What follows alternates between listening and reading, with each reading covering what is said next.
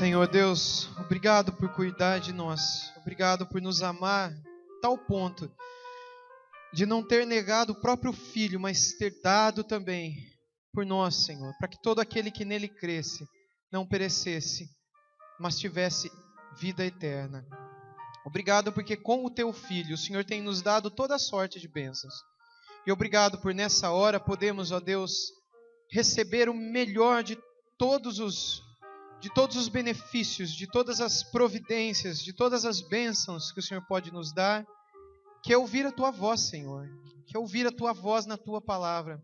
Fala conosco através dela, Senhor, por misericórdia, por graça, alimenta-nos, para que saiamos daqui, Pai, cheios de Ti. No nome santo de Jesus nós te pedimos. Amém. Vamos abrir nossas Bíblias na Epístola de Paulo aos Efésios, capítulo 6. Epístola de Paulo aos Efésios, capítulo 6. Nós leremos a partir do versículo 10 até o versículo 17, meus irmãos.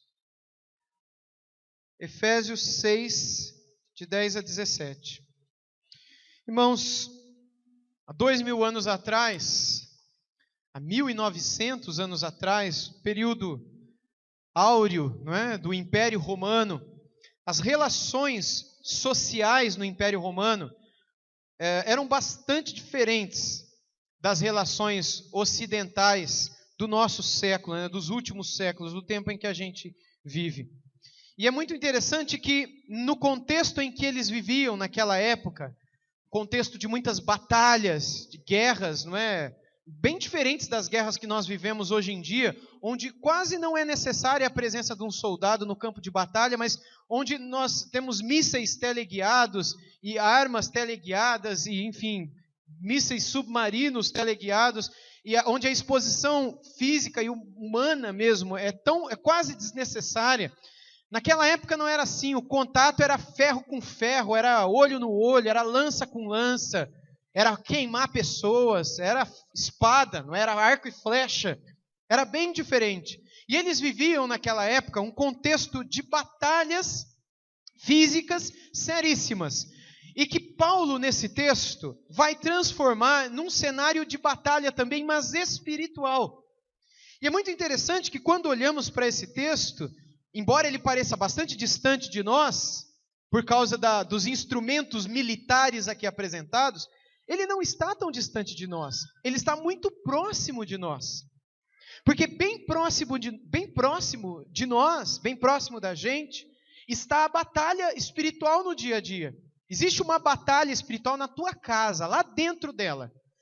Talvez você nunca percebeu isso, mas muitas lutas que você tem vivido na tua casa não é uma luta física, carnal, humana.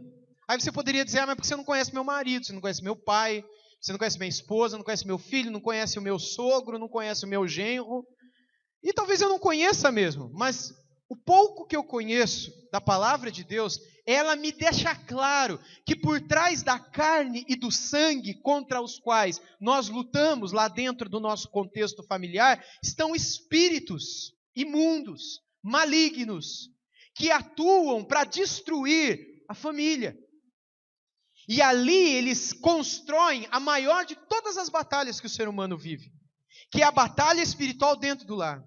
Essa passagem é uma passagem sobre batalha espiritual, assunto que é muito falado no nosso tempo, eu poderia falar até pervertido no nosso tempo, onde o texto é abusado, é adulterado e é totalmente destruído, distorcido, onde as pessoas, e eu imagino que vocês já tenham ouvido falar dessas coisas, elas chegam a ponto de ungir casas, ungir motos, onde na Bíblia a única coisa que é ungida são vidas. Moto não vive. Uma vez eu fui na casa de uma senhora orar, a pedido do seu senhor, e ela veio brava dizer comigo, a filha bateu a porta na minha cara, correu para o quarto, e aí o senhor foi lá falar com ela, falta de educação, o pastor está aqui, eu estava com a minha mãe na época, era dia das mães, um domingo, dia das mães. E aí a senhora veio comigo, você não vai orar, você não vai jogar óleo nas paredes aqui de casa não, né? E nem vai jogar óleo na moto do meu filho que está lá fora. Eu falei, não, senhora, eu não faço esse tipo de coisa. Até porque não existe esse tipo de coisa. Biblicamente não se unge nada, nenhuma dessas coisas. Não, porque já veio um monte de pastor aqui, veio dar uma olhada, a parede tudo melada, a geladeira melada de óleo. A moto do rapaz precisou ir para a oficina mecânica por causa de um cara desse. E aí tem aqueles que misturam planta com sal grosso e com outras coisas. Uma coisa horrível. Esse tipo de coisa é estranho à Bíblia. É totalmente estranho.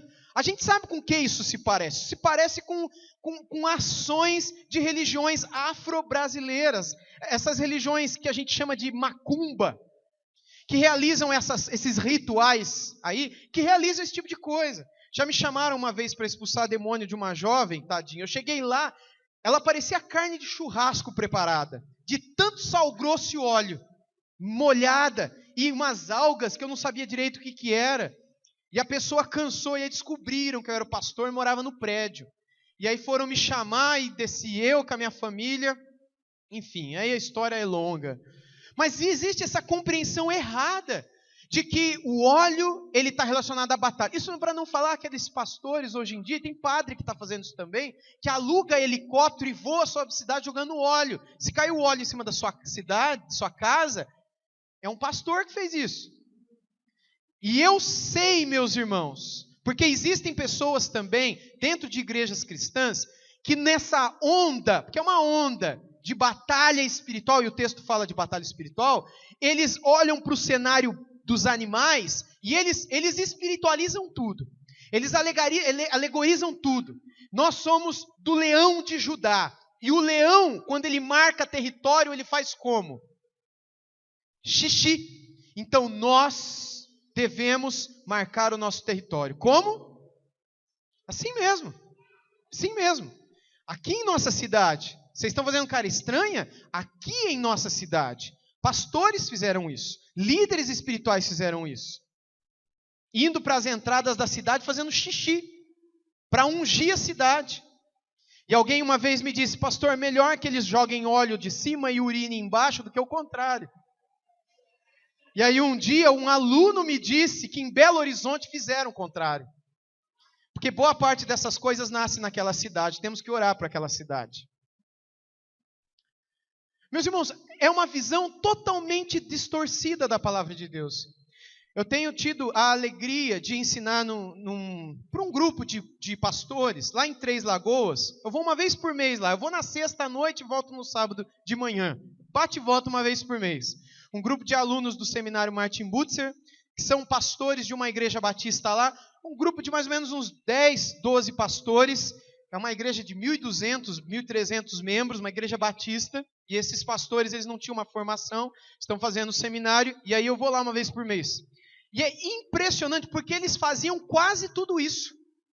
E a transformação que a palavra de Deus tem causado naquela igreja tem me deixado de boca aberta. E é o que anima o coração da gente em fazer a obra do Senhor, muitas vezes cansado, muitas vezes exausto, muitas vezes desanimado mesmo, querendo deixar. Mas é o que anima por ver o quanto que a palavra limpa os olhos e diz, meu Deus, por que eu estava fazendo isso? Como eu estava perdido, como eu estava enganado, como eu estava iludido com uma verdade que é animal, que é isso, que é aquilo, mas que não é bíblica. Quando a verdade bíblica é tão simples, mas tão poderosa. Ela é realmente lâmpada, que dissipa as trevas e mostra o caminho de paz que o ser humano pode trilhar. Existem muitos livros de batalha espiritual sendo escritos no passado, foram escritos no presente, têm sido escritos, e volta e meia as ondas passam e nascem outras. Essa onda da urina já passou, a onda do óleo já passou, do helicóptero também passou. A gente chama na teologia de onda, no mundo chama de moda, modinha, sabe essas modinhas adolescentes? Perdão os adolescentes que aqui estão. Mas tem essas modinhas adolescentes de pastor também. Passa. Olha, surge uma coisa nova. Aí eles inventam um meio novo e fazem uma coisa mirabolantemente nova para tentar proteger o seu povo da batalha espiritual. E aí vocês, assistindo televisão, vocês vão ver uma série de coisas. Uma série de coisas. Eu digo para vocês, não fica perdendo tempo com essas coisas. Leiam a Bíblia. Vocês estão assistindo televisão e vê um pastor vendendo um sabonete de arruda. Desliga a televisão, ora pelo pastor. Se você comprar aquele sabonete, e não é no mesmo preço dos sabonetes do mercado, é infinitamente mais caro. Sabonete de arruda. ungido pelo pastor. Ou aquele galãozinho de água, ungido pelo pastor, você vai levar para sua casa, vai beber, além de abençoar a tua família, vai te proteger espiritualmente. A Igreja Católica Apostólica Romana inventou isso na Idade Média, que chamou de água benta.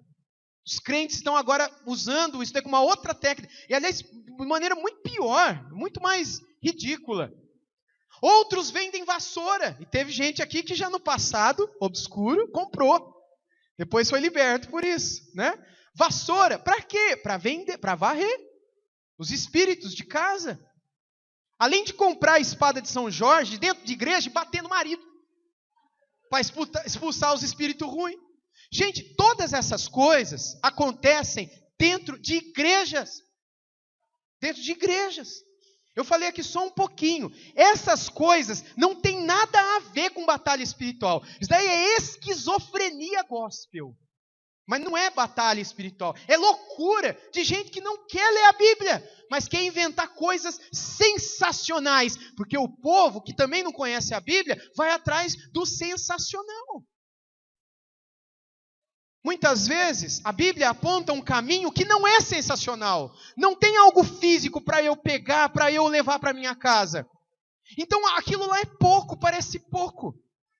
Mas você tem uma coisa no qual eu possa pegar, um ídolo que eu posso levar para minha casa, uma coisa que eu possa experimentar fisicamente, então eu imagino que esse tipo de coisa é mais especial. Mas não é.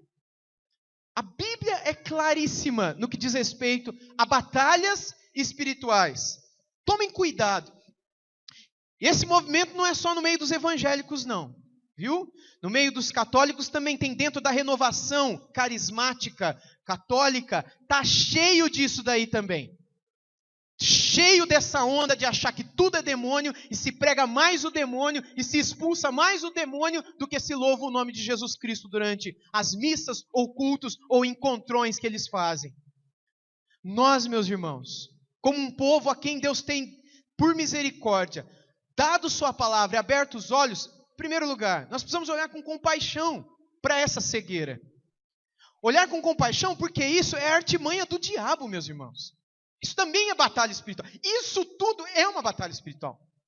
É uma artimanha do diabo para velar essas pessoas e mantê-las na ignorância, para que elas não vejam o real poder de Cristo que liberta, que protege e que garante a vitória em meio às lutas da vida. Vamos ao texto então. Esse texto, ele deixa claro para nós, de uma maneira rápida, simples, porém eficaz, como é que nós obtemos vitória espiritual em meio às batalhas do nosso dia a dia. Efésios 6, a partir do verso 10. Quanto ao mais, sede fortalecidos no Senhor e na força do seu poder, revesti-vos de toda a armadura de Deus, para poderdes ficar firmes contra as ciladas do diabo. Porque a nossa luta não é contra carne, sangue ou carne, e sim contra os principados e potestades e contra os dominadores deste mundo tenebroso, contra as forças espirituais do mal nas regiões celestes. Portanto, tomai toda a armadura de Deus, para que possais resistir no dia mau, e depois de terdes vencido tudo, permanecer inabaláveis. Estai, pois, firmes, cingindo-vos com a verdade e vestindo-vos da couraça da justiça. Calçai os pés com a preparação do evangelho da paz, embraçando sempre o escudo da fé, com o qual podereis apagar todos os dardos inflamados do inimigo. E tomai também o capacete da salvação e a espada do Espírito, que é a palavra de Deus. Apenas até aqui, irmãos. Perceba que não tem óleo aqui, não tem arruda, não tem espada de São Jorge, não tem vassoura, não tem sabonete, não tem água no galãozinho pequenininho. Você sabe que até teve líder aqui da igreja, do conselho, que falou: pastor, eu compro os galãozinhos, o senhor unge. A gente vai arrecadar uma grana para a construção. Mas aí, não é brincadeira, pessoal. Cogitaram mesmo brincando, né? Mas aqui ninguém ia comprar essas coisas, que vocês são esclarecidos. Teve outro que falou de vender canetas ungidas, né? Toda vez que você vai assinar, teve isso também no passado em outras igrejas. Mas isso é outra história. O que tem no texto? Porque o que nos importa é o texto, é a palavra que liberta. O verso 10 está assim: quanto ao mais, sede fortalecidos no Senhor e na força do seu poder. Em princípio, meus irmãos, então a ordem é para que nos fortaleçamos. Mas não é uma força qualquer, a gente precisa de força, a gente precisa de poder. E o texto diz que é na força do seu poder, o final do verso 10. Ou seja, o poder de Deus. Para o assunto que Paulo está para tratar, apenas a força que vem do Senhor é capaz de nos proteger e proteger a nossa família. E a gente não pode perder o foco de que tudo que está escrito até aqui, meus irmãos, está intimamente ligado com tudo que veio nos versos anteriores. Sobre o que eu tenho falado até aqui nos últimos domingos? Família. Paulo, ele não tem um pensamento difuso. Ele está falando de uma coisa, não é? Está falando sobre a doença de uma pessoa que passou por uma cirurgia na vista, etc. De repente ele fala, você viu o gol do Corinthians hoje? Sabe essas pessoas? Aí de repente ele fala, nossa, a Dilma falou uma coisa. Sabe essas pessoas que estão falando uma coisa, do nada ela vai para outro assunto e muda do nada? Esse tipo de... não é normal isso. E Paulo, ele é normal. E Deus, ele fala de uma coisa dentro de uma linha, dentro de um contexto. Então entenda uma coisa.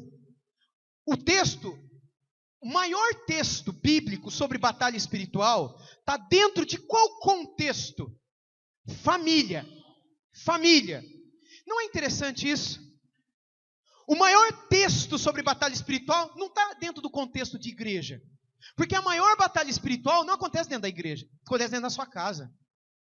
Não está dentro do contexto do trabalho, nem das missões, se você quer saber, nem do ensaio do louvor, nem do professor na escola. O maior contexto sobre batalha espiritual está dentro da família. Verso 11, nós lemos o seguinte: revesti-vos de toda a armadura de Deus, para poderdes ficar firmes contra as ciladas do diabo, porque a nossa luta, verso 12, não é contra sangue e carne, e sim contra os principados e potestades, contra os dominadores deste mundo tenebroso, contra as forças espirituais do mal nas regiões celestes. Antes dele falar da armadura de Deus, que é o que nos protege na batalha espiritual, Paulo dá as razões e alguns alertas sobre a nossa proteção espiritual e também sobre a luta espiritual que a gente vive e vai continuar vivendo. A palavra aqui no verso 11 é revesti-vos. Revesti-vos nos faz pensar em que nós precisamos colocar uma veste. Revesti-vos. Nós precisamos nos revestir de uma armadura para sermos protegidos espiritualmente pelo Senhor. Mas para que a gente possa se revestir, a gente precisa se despir de tudo que possa ser a nossa própria armadura, as nossas próprias desculpas, as nossas armas de proteção. Você não tem armas aí? Eu não falo de arma física, mas sabe quando alguém vem te acusar? Você já não se defende? Você já tem as suas desculpas, você já se arma. Seja dentro de casa, seja no trabalho, seja na escola, seja em qualquer contexto. A pessoa vem para falar alguma coisa para você, você desobedeceu, você errou, você já se arma. Você já tem uma resposta para dar. Esse tipo de armadura que nos é própria, a gente tem que jogar fora, a gente tem que tirar essa armadura e nos revestir de outra. Todos nós possuímos. E quando estamos em situação de tensão diante de alguém, a gente usa sem dó e nem piedade. Armas na língua, armas nos gestos, armas nos olhos, armas na memória de coisas passadas. A gente tem que abandonar essas armas. Se a gente quer vencer as batalhas espirituais, não é com óleo na geladeira, não é jogando óleo na motocicleta, e nem jogando 1 litro de óleo marinho em cima da cabeça do teu marido na hora que ele estiver dormindo, para ver se desencapeta. Não vai. Começa com você se desarmando, se despindo das suas próprias armas espirituais, físicas, melhor dizendo, daquilo que você sempre usa quando alguém vem para te confrontar com o teu pecado. Porque nós precisamos estar mortos para esse mundo, precisamos estar vazios de nós mesmos, precisamos estar despidos de nosso homem, do velho homem, do nosso próprio caráter e natureza, e precisamos nos revestir da pessoa de Jesus. E quando estivermos revestidos do corpo de Jesus, isso é só o começo, porque não é a armadura. Devemos abandonar nossas armas de ataque e de defesa e nos vestirmos apenas com a armadura de Deus, a qual é bem diferente da nossa própria armadura. A razão, está aí também nos versos que lemos, é para poderdes ficar firmes contra as ciladas do diabo. Ou seja, contra todas as batalhas espirituais. Somente as armas que o Senhor nos der funcionarão. O diabo é quem arma a cilada, as armadilhas. Nós somos quem caímos nelas. Você e eu precisamos estar atentos a isso. Todo dia. A nossa luta, diz o verso que lemos também há pouco, não é contra carne ou sangue, mas contra demônios. Logo, meus irmãos, dentro do contexto desse texto, ou seja, o contexto familiar, todas as vezes que ciladas do diabo forem armadas, é necessário que você se recorde que a luta lá dentro do seu lar não é contra a sua esposa, não é contra o seu marido, não é contra os seus filhos, não é contra os seus pais. A luta lá dentro da sua casa, toda vez que cilada estiver armada, você estiver pronto para brigar, a luta é contra espírito imundo, que o tempo todo está tentando destruir o nosso lar, que o tempo todo está tentando armar cilada. Ah, mas pastor, eu não vejo nenhum demônio na minha casa, eu só vejo minha esposa. Mas você não vai ver, você acha que o demônio é bobo? Ele não é bobo, ele não faz se visto, ele usa as fraquezas de cada um de nós. Muitas vezes papai e mamãe estão fortes, estão cientes, mas ele usa um filho, ele usa uma filha para tentar desestabilizar tudo, até que ele chegue no ponto que ele quer, que é jogar o marido contra a esposa e destruir aquela família, ou outros meios para tentar colocar a mãe contra filho. Tomem cuidado, estejam atentos, a sua luta não é contra carne ou sangue, não é contra marido, esposa, pai e filho, mas é contra espíritos imundos. Neste mundo tenebroso, eles tentam destruir o nosso lar. Tenebroso vem de tenebras, que no latim significa trevas. Esse mundo tenebroso é um mundo escuro. É um mundo onde não existe luz de Deus. Só existe na vida daquele que tem a Jesus. Esse tem a luz, mas no resto só há trevas. As trevas sempre estarão cercando a gente, querendo nos envolver e querendo nos destruir.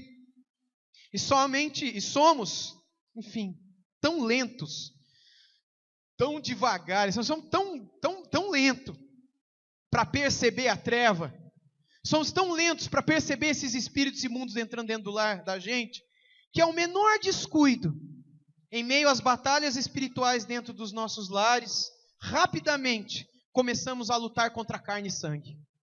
Rapidamente. A lutar contra a carne e sangue que mora com a gente. Mas a luta da esposa não é contra o marido. E a luta do marido não é contra a esposa. A luta do pai não é contra o filho, nem a do filho contra a mãe. Mas a luta de cada um de nós é contra principados e potestades, as forças espirituais do mundo que estão regendo esse mundo tenebroso e que querem destruir a família que quer ser de Deus. Mas não é fácil nos recordarmos disso, não é? Quando estamos no meio do calor ali da irritação, não é fácil a gente lembrar que é uma batalha espiritual. No meio da ira, normalmente não nos lembramos da armadura de Deus e de contra quem estamos guerreando. Muitas vezes por fraqueza ou por imaturidade, acabamos tomando as nossas próprias armas de defesa ou de ataque e partimos para a briga, sem nos lembrarmos de quem nos jogou naquela cilada e de quais são os seus reais propósitos finais, que é destruir a nossa família. No final, todos da família perderão. No final, a família toda será destruída. Não vai restar vencedor. Não vai ter homem ou mulher que ganhou, filho, pai que ganhou. No final, restarão apenas humanos que descuidadamente perderam a oportunidade de permanecerem firmes diante das ciladas do diabo. Aí o verso 13 diz assim para a gente: portanto, tomai toda a armadura de Deus, para que possais resistir no dia mau, e depois de ter desvencido tudo, permanecei inabaláveis. Mais uma vez a ordem é dada: tomai toda a armadura de Deus. A razão não é somente por obediência à palavra de Deus, mas é a nossa completa fragilidade diante do mundo espiritual. A gente não pode contra o diabo. Sem Deus, a gente não pode nada. Sem a força do seu poder, nós somos fracos. Sendo a nossa luta contra espíritos imundos, poderosos, que habitam nas regiões celestiais desse mundo, o que podemos fazer sem que a gente os veja, sem que a gente possa tocar neles, sem que a gente possa ouvi-los, sem que a gente sequer saiba lidar com esses demônios? Ah, mas tem muito pastor aí que sabe como lidar com eles. Mas você sabe como é que eles aprendem? Muitas vezes é conversando com os demônios que são mentirosos, ou olhando para a macumba para perceber como é que eles agem lá. Mas não na Bíblia. Boa parte dos manuais de batalha espiritual vem de livros ou de experiências em religiões de macumba, de quimbanda, de umbanda, de candomblé. Não é preconceito contra essas religiões, cada um segue o que quer. Mas o povo que é cristão tem que seguir a palavra de Deus. E a palavra de Deus não traz técnicas mirabolantes de como expulsar um demônio. Mas ela diz apenas que você tem que ser cheio do Espírito Santo. Ela diz apenas que você tem que ser cheio dessa luz e desse Deus, diante de quem as trevas fogem. Não tem técnica. Existe fé. Uma vez um filho de um senhor, ele se jogava no fogo, se jogava no outro lugar, estava quase morrendo, o menino endemoniado. O pai daquele jovem falou com os apóstolos para expulsar o demônio, nenhum deles conseguiram. Jesus ficou tão irritado, tão triste, e chamou aqueles apóstolos de homens de pequena fé. Não é que eles não tinham aprendido a técnica direito, não passaram pelo estágio, não tem estágio de expulsar demônio, técnica de expulsar demônio, homem que tem o dom de expulsar demônio. Não existe isso, meus irmãos. O que existe é uma mulher de Deus, um homem de Deus, cheio do Espírito, e onde o Espírito está, as trevas não vêm. Aquele que é nascido de Deus, o maligno não lhe toca. Pode ser um pastor, pode ser uma adolescente convertida recentemente, que ama a Deus e está cheia do Espírito. Se uma pessoa cair endemoniada do lado, aquele demônio nem toca nela, porque há dentro dela o poder do Espírito. E onde o Espírito está, as trevas não permanecem. Apaga toda a luz daqui, acende uma só, acabou a escuridão. Um pouco de fé no teu coração é poder suficiente.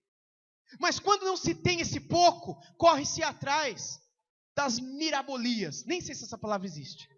Corre-se atrás dos artefatos, das coisas, dos amuletos, das crendices. É necessário que alguém maior do que nós, mais forte do que nós, nos defenda, e Ele esteja dentro de nós, e nos conceda armas de defesa nessas batalhas. Mas a gente tem que lembrar, é batalha espiritual. Nós precisamos orar, precisamos nos unir nisso, precisamos calar. Estamos aqui no fervor, estamos aqui na ira, vamos ficar quieto. Vamos acabar com essa conversa agora. E vamos orar. De mãozinha dada, de joelho? Não, vocês não conseguem nem olhar um na cara do outro, como é que vocês vão fazer isso? Não precisa ser hipócrita. Mas vai para o quarto, mas se ajoelha sozinho. Você, marido, faz a mesma coisa, vai para outro, vai para a cozinha. Mas vão orar e vão se lembrar que a luta de vocês não é contra vocês. A maturidade está nisso. Pais com filhos, filhos com pais, que não temem ao Senhor, está nisso também. O dia mau, que o texto diz aí, vai chegar. E é o dia da tentação, é o dia da batalha espiritual, que virá e vem sobre nós, sobre nossas famílias. E só podemos vencer e permanecer inabaláveis, como diz o texto, caso a gente reconheça o Senhor como nosso castelo forte, como a nossa rocha, como nosso libertador. Sem Ele, certamente a gente vai ceder aos desejos enganosos e pecaminosos da nossa carne e cederemos às nossas próprias armas. Versos 14 a 17 agora. Estai, pois, firmes, cingidos com a verdade, vestindo-vos da couraça da justiça, calçai os pés com a preparação do evangelho da paz, embraçando sempre o escudo da fé, com o qual podereis apagar todos os dardos inflamados do maligno. E tomai também o capacete da salvação e a espada do Espírito, que é a palavra de Deus. Irmãos, para que a gente possa permanecer firme no dia da luta, é necessário que nós nos revistamos da armadura de Deus. como ele está descrito aqui do 14 ao 17. O primeiro item da armadura é o cinto. Cinto. Diz aí, cingir-se com a verdade. Ou seja, o cinto da verdade. A palavrinha grega lá é cinto mesmo. Cinto da verdade. Esse cinto, nas armaduras antigas, ele vinha tanto aqui na faixa da cintura, como também na faixa do tórax. E é interessante que a própria palavra cinto, em grego, é tóraca, que tem a ver com essa faixa torácica aqui, não é? E o que esse instrumento fazia? Esse item fazia? Ele prendia bem a roupa para que a gente pudesse, naquela época, ter mobilidade, movimentos rápidos para lutar. O cinto era vital. Se o cara tivesse com aquelas togas, aquelas roupas, na hora de fazer o movimento, a espada misturava no vestido e já era. O cinto da verdade nos mostra o que é vital também para a nossa sobrevivência em meio às lutas espirituais que a gente vive dentro e fora da nossa família. Sem a verdade, a gente tem que amarrar o cinto da verdade. Sem a verdade, a gente está a um grande passo da completa destruição. É interessante isso, famílias. Não existe vitória dentro de um lar onde existe mentira. Por mais que você invente coisas para se dar bem, onde está a mentira, só tem perdedores. Só perdedores. O primeiro item para a batalha espiritual ser vencida na tua casa é o cinto da verdade. Você tem que prender ele na tua vida. E usar essa boca que Deus te deu para falar somente a verdade. Porque aí Deus vai te honrar. E ali vai começar o processo da vitória dentro da tua casa. O segundo item da armadura é a couraça da justiça. Perdão, eu falei que o cinto, né? Era tóraca, não, é osfin. A couraça que é tóraca, porque ela protege essa parte aqui. Embora eles colocavam o cinto, prendia uma parte de baixo. Depois eles colocavam essa couraça, que é o tóraca, que eles protegiam aqui. Antigamente eles faziam de couro, e é daí que vem a nossa palavra couraça. Eu estudei no dicionário antes, viu, para dizer isso, para não falar bobeira. Embora posteriormente eles passaram a fazer isso de material mais metálico, né? Fazendo com que uma espécie de malha protegendo, mas eram reis que usavam esse tipo de couraça, não é? Mas era outro material importante também e vital numa batalha. Aqui o Senhor menciona a couraça da justiça. Enfim, meus irmãos, a couraça, ela protege o coração.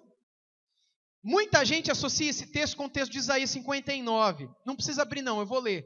Isaías 59, 17, que diz: vestiu-se de justiça como de uma couraça, e pôs o capacete da salvação na cabeça, pôs sobre si a vestidura da vingança, e se cobriu de zelo como de um manto. Está falando de Deus aqui, Deus se preparou dessa maneira. Isso é muito interessante. Agora, outra sugestão que o texto também nos traz é a de que a couraça da justiça, ela protege, assim como a couraça da batalha, o coração do cristão, não da espada de um homem, mas dos assaltos espirituais, das investidas do diabo contra a nossa vida, contra o nosso espírito, contra o nosso coração. A justiça é o que nos protege. Assim como a couraça protege o coração do soldado da lança do inimigo, se nós termos a justiça de Deus em nossas vidas, Deus vai proteger as nossas vidas. O que é a justiça de Deus? Preste atenção aqui em mim, tá bom? Não deixe que os barulhos te distraiam. Preste atenção aqui, isso também é importante para você. Por que existe a couraça da justiça? O que é a justiça na tua vida?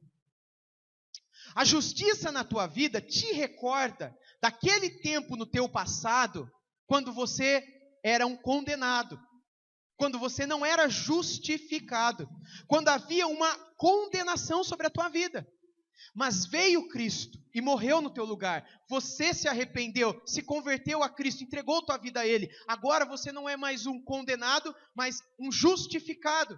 E a Bíblia diz que não tem mais condenação para aqueles que estão em Cristo Jesus. Sem isso, também não tem vitória dentro do lar. Não tem como a gente vencer essas lutas espirituais do dia a dia. E aqui não é só dentro do lar não, tá? Porque o final do texto anterior fala de relações empregatícias também. Servos e senhores, não é? as relações da vida, trabalho mesmo. Não tem luta espiritual no teu trabalho também?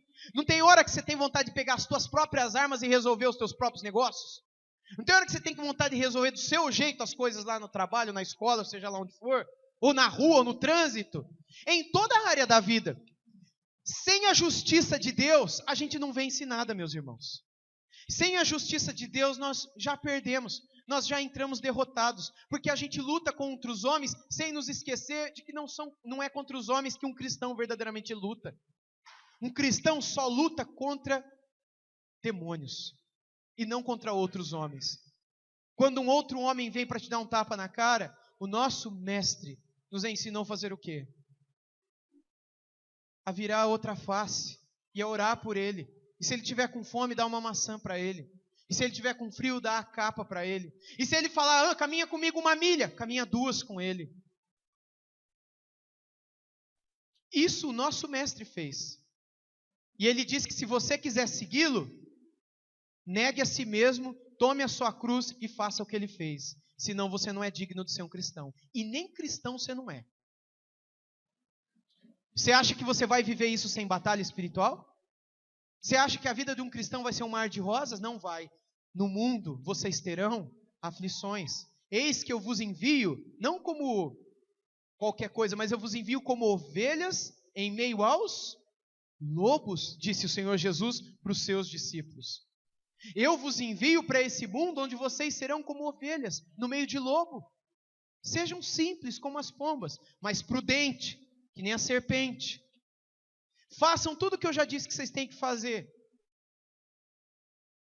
E se armem com a armadura de Deus. Cientes de que diante de homens, o que nos cabe é orar por essas pessoas. Ter compaixão pela cegueira delas. E não reproduzir a cegueira delas na nossa própria vida. O terceiro item do verso 15 é o calçado. Um soldado na batalha deve estar calçado devidamente, a fim de não sofrer durante a luta. O que calça um cristão é o evangelho. O calçado do cristão é o evangelho. Assim como o cristão, assim como o calçado dá segurança, não é? Para quem se move diante de um inimigo, o evangelho também dá segurança para aqueles que estão se movimentando contra o inimigo das suas almas. Numa batalha espiritual, a gente precisa do evangelho, meus irmãos, para a gente saber o que fazer, como se mexer. O calçado, a figura do calçado também tem a ideia das boas novas, não é? Aqueles que são mensageiros. Quando nós estamos numa batalha, a gente não pode se esquecer disso. Deus fez de nós mensageiros de sua palavra. A gente não pode ceder ao inimigo derrotas nessas batalhas, porque senão a gente não vai ter poder na hora de anunciar o evangelho. Nós somos mensageiros. Nós pregamos para as nossas famílias, nós pregamos para os nossos colegas de trabalho, a gente prega para o pessoal no mercado, na rua, no ônibus, na escola. A nossa palavra tem que estar limpa, mas para isso a gente precisa ter o pé limpo. Não física, mas também, mas espiritualmente falando. Precisamos estar cientes do evangelho. Além de dar segurança para quem luta, é um mensagem, ela tem essa simbologia da mensagem, não é? Nós continuaremos a levar o evangelho de Cristo por todo o mundo. O próximo item da armadura é o escudo da fé. Todos sabemos como é o escudo, não é? E também para que serve um escudo. Até hoje, as forças militares e também policiais usam escudo. Esses black blocs que vivem fazendo bagunça no Rio de Janeiro e São Paulo, quando os policiais vão para acalmar a fúria desses, enfim... Bom, você pode escolher o adjetivo que você quiser para eles. Eles vão com escudos. Para que servem esses escudos? Esses escudos servem tanto para proteger de itens que são lançados, proteger a própria vida, como também para ajudar a avançar. Segundo o texto, o nosso inimigo é perito em lançar coisas contra nós. A gente precisa se defender. Ele vai usar a boca de uma pessoa dentro de casa, na rua ou em outros lugares. Ou até mesmo uma imagem na televisão, para tentar nos seduzir e fazer cair no nosso coração diante de uma tentação. Como é que a gente se defende? A Bíblia fala que o inimigo lança esses dardos inflamados, que é uma espécie de flecha com fogo na ponta. Era a melhor arma que eles tinham no passado. Era como se fosse um míssil, porque as casas eram feitas de madeira, de palha, feno. Os lugares onde as pessoas viviam era praticamente isso também, por causa dos animais que viviam nas aldeias, nas cidades do passado. Então, se você lança fogo dentro de uma cidade, bota fogo na cidade inteira. Não era assim? Cidades inteiras queimavam rapidamente. Quando se lançava uma flecha com fogo na ponta, era a pior arma que existia. E é exatamente isso que Paulo está dizendo aqui para você e para mim. O nosso inimigo tem dardos, flechas inflamados, ou seja, com fogo na ponta. O diabo lança a flecha com fogo na ponta para destruir a nossa vida. Ele o tempo todo quer fazer a gente desobedecer. Mas a gente tem que ter o escudo. Qual é o escudo? O texto diz que é o escudo da fé. Deus espera de nós que a gente tenha fé. A fé é o que nos protege da dúvida que será lançada das formas mais geniais possíveis pelo maligno. Ele sabe como fazer a gente duvidar de Deus. Ele sabe como fazer a gente duvidar da gente mesmo. Como fazer a gente duvidar daqueles que estão com a gente. Ele sabe como fazer a gente duvidar dele. Quando você duvida do diabo, isso também é uma flecha dele no teu coração e você caiu. A própria ideia de um dardo inflamado, de uma flecha na ponta tem fogo, demonstra o desejo destruidor do nosso inimigo. E é necessário que a gente mantenha sempre o escudo da fé levantado. Caso contrário, na nossa fraqueza, da dúvida, a gente vai ser derrotado, a gente vai ser morto. O penúltimo item da armadura é o capacete da salvação, diz o texto aí. Sem salvação, nossa luta já está fadada ao fracasso.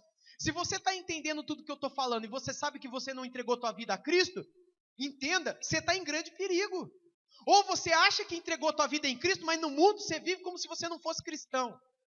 Você faz coisas que Deus abomina lá fora. Toma muito cuidado, examina o teu próprio coração. Sem salvação não há nem luta. Porque a ausência do capacete já denota que você está derrotado já. Que você é um escravo daquele contra quem você acha que você está lutando. Na verdade, o capacete da salvação é tomado no mesmo instante em que a justiça é posta sobre nós. Quando a couraça da justiça é colocada, o capacete da salvação é colocado, e a gente pode passar a lutar contra o inimigo das nossas almas. Mas sem o capacete, você não é nada. O que você vai fazer no meio da batalha espiritual? Você tem que se lembrar de que um dia nós nos vestimos desse capacete, e de que ele é visto pelo diabo, e muito bem visto. O nosso inimigo sabe quem nós somos, e isso o irrita, e isso o inquieta. Ele sabe que não pode tocar na tua vida, porque espiritualmente ele vê quem é você. O último item, mas não menos importante, da armadura de Deus é a espada do Espírito, que é a palavra de Deus. O próprio texto explica, simboliza essa parte da armadura. Em nós não pode faltar a espada, que é a palavra de Deus, não é? Aquilo que nos protege, espada que nos defende das investidas do inimigo. É com ela que nos protegemos nas aflições e diante das aflições. Essa espada foi dada pelo Espírito. Por isso que ela é a espada do Espírito. Ela não é a sua espada, não é a sua arma, não é a sua defesa, mas é aquilo que vem do Espírito. Isso demonstra a inspiração que a Bíblia possui por parte do Espírito Santo. A Bíblia não é um livro de homens. Este é o único item de ataque na armadura. O único item que possui ataque aqui, embora contra o inimigo das nossas armas, ela será usada mais como defesa do que como ataque. Assim como Jesus fez na tentação do deserto. Eu vou ler os textos para você, são 2. Aliás, é um só eu vou ler. Não precisa abrir. Apenas olhe para mim e ouça essa leitura. Mateus 4, a partir do verso 1. A seguir foi Jesus levado pelo Espírito ao deserto, para ser tentado no deserto, pelo diabo. E depois de jejuar 40 dias e 40 noites, teve fome. Imagina Jesus no deserto, 40 dias sem comer nada, sendo tentado pelo diabo o tempo todo. Então o tentador, aproximando-se, lhe disse: se és o Filho de Deus, o diabo sabe como nos tentar. Se você é o Filho de Deus, manda que essas pedras se transformem em pães. Jesus, porém, respondeu: está escrito.